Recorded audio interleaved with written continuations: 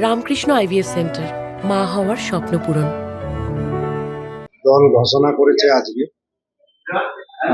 আমাকে প্রার্থী করেছে। সর্বপ্রথমেই আমি ইসলামপুরবাসীকে এবং মিডিয়া বন্ধুদেরকে অভিনন্দন জানাই।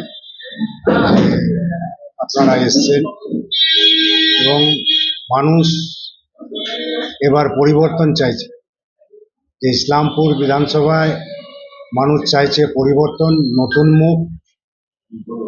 এবার পরিবর্তন হবে, আমি আশাবাদী। মানুষ আশীর্বাদ করবেন এবং মানুষ আস্থা রেখেছে বামপন্থীদের উপর।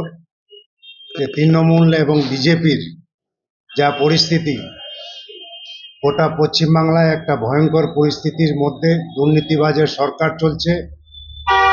তাকে ঠেকাতে বামপন্থীদেরকে মানুষ আশীর্বাদ করবে, এটা আমি আশা করছি।